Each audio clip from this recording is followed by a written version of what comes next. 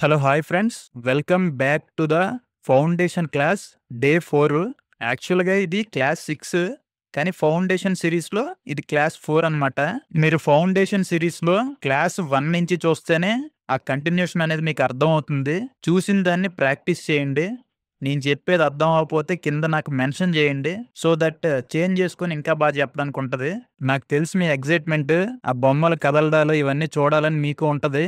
కానీ పాయింట్ ఏంటంటే మీరు స్టెప్ బై స్టెప్ నేర్చుకోండి. ఏ కోర్స్ నేర్చుకునేటప్పుడైనా ఆ ఎక్సైట్‌మెంట్ అనేది ఒకటి ఉండాలి. మీరు ఈ ప్రాసెస్‌లో స్టెప్ బై స్టెప్ నేర్చుకొని అక్కడి వరకు వెళ్ళేసరికి మీరు చాలా కాన్ఫిడెంట్‌గా ఉంటారు. ఇంక లేట్ చేయకుండా క్లాస్‌లోకెళ్ళిపోదాం. మనం ప్రీవియస్‌గా టూల్స్ చూసాం. లేయర్స్ చూసాం. ప్రాపర్టీస్ చూసాం. ఈరోజు మనం నేర్చుకున్న టూల్స్‌ని యూజ్ చేయడం చూద్దాం. మన ఫౌండేషన్ క్లాస్ ఇక్కడి వరకు వచ్చిన ప్రతి స్టూడెంట్‌కి షేప్ లేయర్ తీసుకోవడం తెలుసు. ఓకే. ఇక్కడ మౌస్‌లో లెఫ్ట్ క్లిక్ చేస్తే మనకు కావాల్సిన డిఫరెంట్ షేప్స్ ఇక్కడ చూపిస్తాయి. సో, మనం ఇక్కడ ఒక షేప్ తీసుకుందాం. ఓకే. ఒక రెక్టాంగిల్ షేప్ తీసుకున్నాను. సో, మీరిక్కడ గమనిస్తే ఔటర్ లేయర్ వదిలేయండి. మన 2 పార్ట్స్ అనుకున్నాం గదా! ఒకటి ఫిల్, ఒకటి స్ట్రోక్. స్ట్రోక్ పార్ట్ మొత్తం ఫ్రేమ్ కింద ఇలా ఉన్నాయి. ఇవి కాకుండా మధ్యలో మనకి ఇక్కడ పాయింట్స్ కనిపిస్తున్నాయి కదా! ఇక్కడో పాయింట్, ఇక్కడో పాయింట్, ఇక్కడో పాయింట్, ఇక్కడో పాయింట్. ఈ పాయింట్స్ ఏం చేస్తాయి? అది కూడా చూద్దాం. ఈ పాయింట్ మీదకి మౌస్ ఎళ్ళగానే మౌస్ మనకోటి ఇండికేట్ చేస్తుంది. కర్వ్. సో, డ్రాగ్ చేయండి. ఏం చేస్తుంది ఇదిప్పుడు? ఇప్పుడు మీరు గమనిస్తే 4 సైడ్‌లో ఉన్న షార్ప్ ఎడ్జెస్‌ని ఇదొక కర్వ్ కింద మార్చేసింది. ఈ 2 పాయింట్స్ దగ్గరికొచ్చేసరికి 1 పాయింట్ అయింది.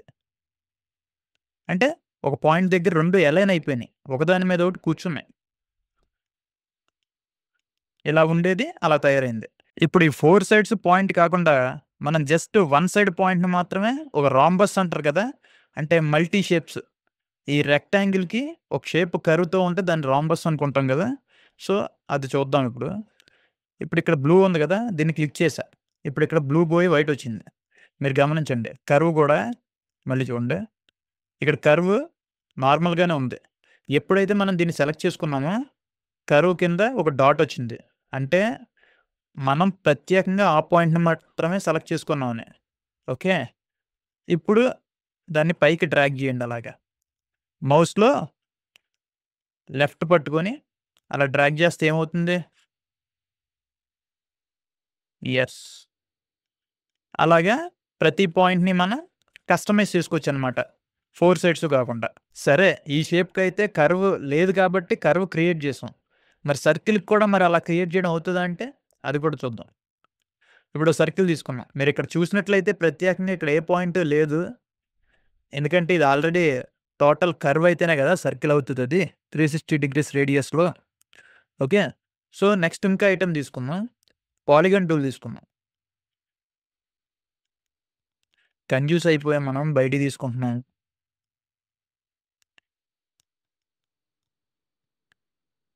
ఓకే. ఇక్కడ మీరు పాలిగాన్ టూల్‌లో గమనిస్తే ఇక్కడ మీకు ఒక పాయింట్ ఇచ్చాడు. ఇది ఎంతవరకు కర్వ్ సాధ్యమైతే అంతవరకు చేయడానికి. ఇంకేం షేప్స్ ఉన్నాయి? మీకిక్కడ స్టార్ ఉంది.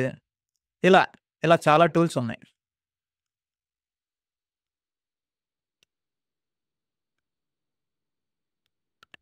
మనం ఇప్పుడు ఇక్కడ ఒక లైన్ తీసుకున్నాం. ఈ లైన్ స్ట్రోక్ అనమాట. ఓకే. దీన్ని స్ట్రోక్ కింద ఇలా పెద్దది చేసుకున్నాం గదా! ఇప్పుడు ఇక్కడ స్ట్రోక్ మీద సెలెక్ట్ చేసుకోండి. ఈ స్ట్రోక్ మీద సెలెక్ట్ చేసుకుంటే ఒకసారి ఈ స్ట్రోక్ మీద సెలెక్ట్ చేసుకుంటే మీకిక్కడ కొన్ని ఆప్షన్స్ వచ్చినియి. Dashed line, just dashed line అని పెడితే ఈ లైన్ వచ్చేసి స్ట్రోక్ లైన్. మనం 2 పార్ట్స్ అనుకున్నాం గదా! ఒకటి ఫిల్ అయితే, ఒకటి స్ట్రోక్. ఈ ఇల్లుస్ట్రేటర్‌లో ఉన్న ప్రతి ఆబ్జెక్ట్ మీరు డ్రా చేసిన ప్రతి ఆబ్జెక్ట్ 2 పాయింట్స్ ఉంటాయి. ఒకటి ఫిల్ అయితే, ఒకటి స్ట్రోక్. ఇది కన్ఫర్మ్‌గా గుర్తుపెట్టుకోవాలి మీరు. ఓకే. ఇవైతే 12 పాయింట్స్ కింద డాషెస్ క్రియేట్ అయినాయి. 12 పాయింట్స్ కింద కాకుండా మీకు ఎన్ని పాయింట్స్ కావాలంటే అన్ని పాయింట్స్ కింద దీన్ని క్రియేట్ చేసుకోవచ్చు. ఓకే. సో, నెక్స్ట్ గ్యాప్ ఎంత కావాలి? ఇలా, ఇలా కస్టమైజ్ చేసుకొని మనం ఆ స్టోరీకి మనం ఏమేం చేసుకుంటామో అవన్నీ దీంతో చేసుకోవచ్చు. అండ్ యారోస్ బాణాలుంటాయి కదా! బాణానికి ఎదరుంది మరి ఎనకాల. సో, అది కూడా ఇక్కడే ఉంటది. హ్మ్. ఓకే. యారోస్ కూడా ఇలా క్రియేట్ చేయొచ్చు మనం. ఇక్కడికి మీరైతే షేప్స్‌లో ఉండేవన్నీ కేటగిరీలు చూసారు. రెక్టాంగిల్ ఏంటి? ఎలిప్స్ ఏంటి? ఎలిప్స్ అంటే మన circle, polygon tool, star tool and line segment. ప్రత్యేకంగా స్ట్రోక్ మీద వర్క్ చేసేటప్పుడు ఎలాగా? ఓకేనా? ఇంత చిన్న టూల్‌లో చాలా సింపుల్‌గా ఉంటది. ప్రత్యేకంగా ఏం పట్టించుకోక్కర్లేదు. కానీ చెప్పేదేంటంటే మీకు ఇంకా బాగా అర్థం అవ్వాలని తార్కికంగా చెప్తున్నాను. Stroke, fill. ఓకే. ఇప్పుడు మనం డైరెక్ట్ సెలక్షన్ టూల్. ఓకే. ఇది కాన్వెక్స్ టూల్. ఇప్పుడు మనమైతే డైరెక్ట్ సెలక్షన్ టూల్ గురించి కూడా ఒకసారి చూద్దాము. ఎందుకంటే ఈ వి నొక్కితే ఒకసారి ఇక్కడ ఉన్నాయన్నీ తీసేద్దాం. ఓకే. ఇక్కడ మనం వి నొక్కితే, వి ప్రెస్ చేసుకుంటే సెలక్షన్ టూల్ వచ్చింది. ఈ సెలక్షన్ టూల్‌లో మనకి ఈ కర్సర్, ఈ మౌస్ పాయింట్ చుట్టూ ఒక జల్లెడలాగా ఉండి ఒక పాయింట్ కనిపిస్తుంది. ఓకే. అంటే ఏ విధంగా అది సెలెక్ట్ అయింది అని.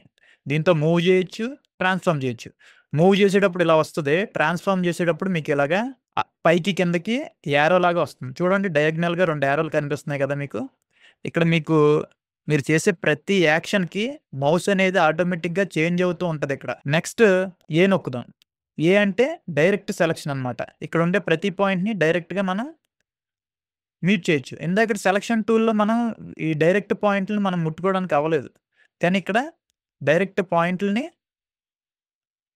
ఇలా మీరు ఏ పాయింట్ దగ్గరైతే చేంజెస్ చేయాలనుకుంటున్నారో ఆ పాయింట్ దగ్గర సెలెక్ట్ చేసి దాన్ని మీకు కావాల్సిన షేప్‌లో ట్రాన్స్‌ఫార్మ్ చేసుకోవచ్చు. ఇదిగోండి.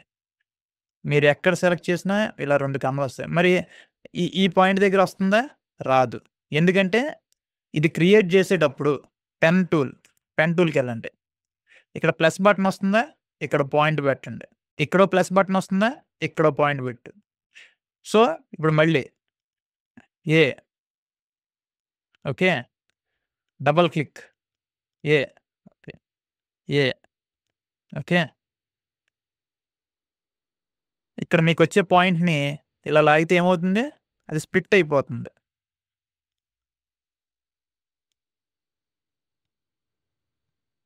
ఓకే. ఇప్పుడు మనం కాన్వెక్స్ టూల్ అంటే ఈ పాయింట్ మీద ఒక కాన్వెక్స్ టూల్ పెడితే ఏమవుతది? అది కూడా చూద్దాం. మరి పెన్ టూల్ కాన్వెక్స్ టూల్ కింద మారుతది. ఇదిగో ఇది కాన్వెక్స్ టూల్ అంటే. ఇలా 2 కాడల్లాగా తీసుకొస్తది కాన్వెక్స్ టూల్. ఓకే. ఇది ఒక కర్వ్స్ క్రియేట్ చేస్తుంది చూసారా? నేను ప్రత్యేకంగా ఈ పాయింట్ మీద సెలెక్ట్ చేశాను కాబట్టి కాన్వెక్స్ టూల్ ఇక్కడ వర్క్ చేస్తుంది. అదే నేను ఇక్కడ తీస్తే అది సెంటర్‌లో ప్రెస్ చేశాను. అంటే సెంటర్ నుంచి ఆపరేట్ చేస్తుందది.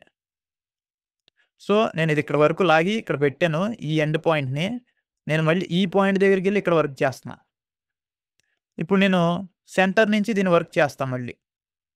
స్టార్టింగొచ్చేసింది. ఓకేనా? ఇప్పుడు మీకు కన్‌ఫ్యూజన్ లేకుండా ఇప్పుడు ఈ 3 టూల్స్ గురించి చెప్తున్నాను. మళ్ళీ ఒకసారి చూడండి. వి అంటే సెలక్షన్ టూల్. ఓవరాల్‌గా సెలెక్ట్ అవుతుంది వి నొక్కగానే. మీరిక్కడ ఏ పాయింట్‌ని టచ్ చేయడానికి ఉండదు. జస్ట్ షేప్, షేప్ ఎన్లార్జ్ చేసుకోవడానికి టోటల్‌గా ఉన్న ఆబ్జెక్ట్‌ని అటు ఇటు మూవ్ చేయడానికి. ఇప్పుడు మీరు ప్రత్యేకంగా ఏ ఆబ్జెక్ట్‌నైతే దాంట్లోకెళ్ళి వర్క్ చేయాలనుకుంటున్నారో ఏ నొక్కగానే ఏ అంటే డైరెక్ట్ సెలక్షన్ టూల్ అన్నమాట. ఇప్పుడు మీరు ఏ పాయింట్ మీద వర్క్ చేయాలనుకుంటున్నారో అక్కడ సెలెక్ట్ చేసి మీరు ఆ పాయింట్ మీద వర్క్ చేయొచ్చు. మరి ఇది బానే ఉంది కదా! మరి మళ్ళీ దీనికి కాన్వెక్స్ టూల్ ఎందుకంటే కాన్వెక్స్ టూల్ ఇప్పుడు ఇక్కడ పాయింట్ లేదు. ఓకే. పెన్ టూల్ పెట్టుకుందాం. పెన్ టూల్, కాన్వెక్స్ టూల్ పక్క పక్కనే ఉంటాయి. ఇక్కడ పాయింట్ క్రియేట్ చేసుకున్నాం పెన్ టూల్ తోటి. ఇప్పుడు మనం ఆల్ట్ పట్టుకోగానే పెన్నే కాన్వెక్స్ టూల్‌గా మారిపోతుంది. ఈ కాన్వెక్స్ టూల్ చేసే పనేంటంటే మనకిక్కడ ఈ 2 హెడ్స్‌నిస్తది. ఓకే. ఆ 2 హెడ్స్ ఎందుకంటే అక్కడ ఆ పాయింట్ నుంచి షేప్‌ని మనకు కావాల్సినట్టు మోల్డ్ చేసుకోవడానికి కాన్వెక్స్ టూల్. ఇప్పుడు ఆల్ట్ వదిలేసారంటే ఇది మళ్ళీ నార్మల్‌గా ఎళ్ళిపోతుంది. ఆల్ట్ పట్టుకొని ఉండాలి. ఓకే. మీకు అర్థమైందా? ఈ 2 హెడ్స్ అనేవి కాన్వెక్స్ టూల్ నుంచి వస్తది. కాన్వెక్స్ టూల్‌కి షార్ట్ కట్ షిఫ్ట్+సి. కానీ ఇక్కడ పాయింట్ ఏంటంటే యాంకర్ పాయింట్ టూల్ అని ఇచ్చాడు. కానీ దాన్ని కాన్వెక్స్ టూల్ అనే అంటారు.